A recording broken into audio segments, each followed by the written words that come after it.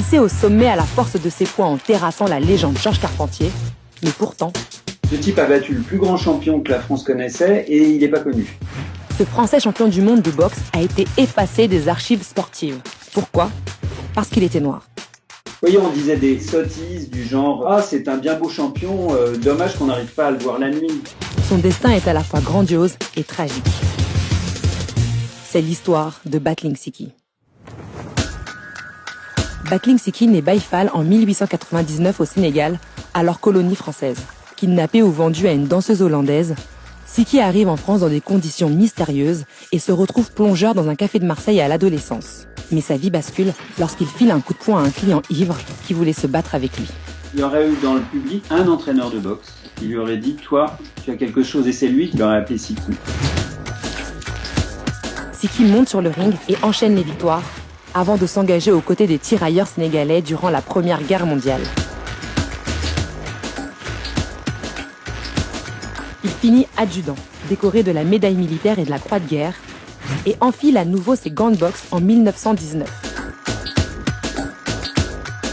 Il met KO tous les champions d'Europe qu'il affronte. 43 victoires sur 46 en moins de 4 ans. Sa technique? Une posture qu'il aurait empruntée à la lutte sénégalaise, sport traditionnel dans son pays d'origine. La presse remarque vite ce jeune boxeur issu des colonies et voit en lui l'adversaire idéal pour rebooster la cote de popularité de Georges Carpentier, superstar des rings et détenteur du titre mondial des mi-lourds. Un combat du siècle à la française. Mais il y a un hic. Carpentier n'a pas boxé depuis longtemps. Il a fait du cinéma, il est allé à Londres, à Hollywood, il a rencontré Charlie Chaplin, il est très fier, il est très content de lui. Il dit « Moi, je veux bien rencontrer Siki, mais grosso modo, il faut que ça soit un match truqué. » C'est décidé. Ce sera le retour du chouchou de la nation et il va mettre la raclée de sa vie à cet outsider noir.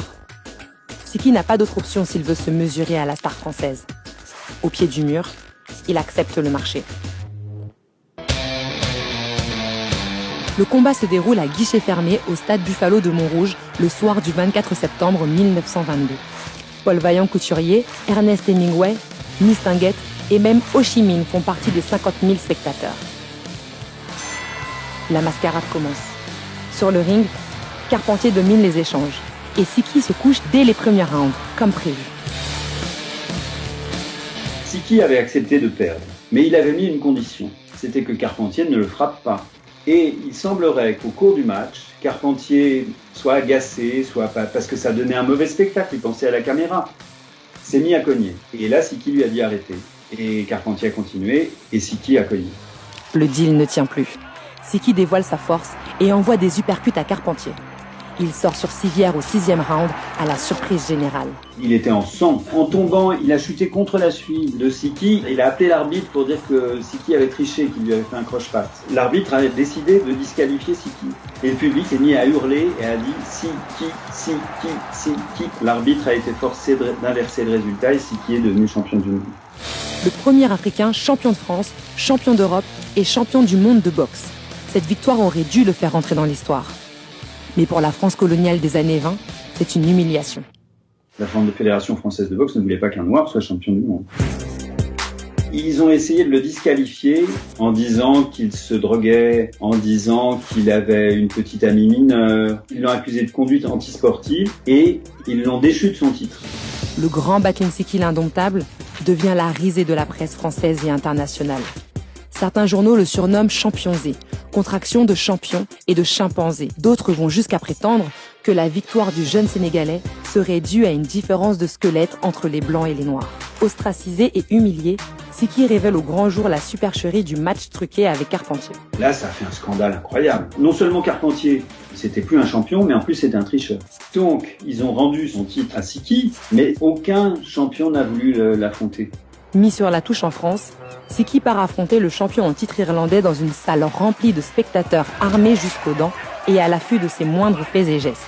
Après 20 rounds âprement disputés, le Sénégalais est déclaré vaincu. Il est déchu de tous ses titres. Les officiels de la boxe jubilent et ne mentionneront plus jamais le nom de Battling Siki dans les encyclopédies sportives. Devenu paria en Europe, il s'exile aux États-Unis dans l'espoir de boxer contre les meilleurs.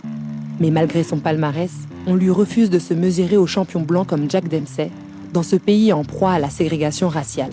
Il rencontre des blancs sauf seulement quand ça leur est utile. Un jour, il y a comme ça un petit champion qui est drivé par la mafia.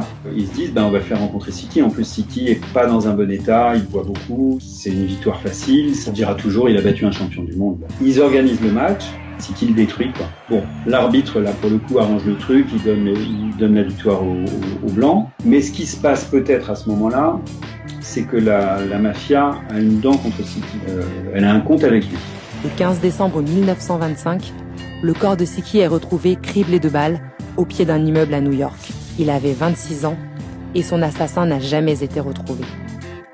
Dans ses mémoires, Carpentier raconte qu'il a reçu après la mort du boxeur sénégalais des messages de félicitations affirmant qu'il était enfin vengé. Gloire nationale, il décédera à Paris à l'âge de 81 ans et sera intronisé au temple de la renommée de la boxe internationale. Siki, lui, a sombré peu à peu dans l'oubli et ses cendres n'ont été rapatriées au Sénégal que 60 ans après sa mort.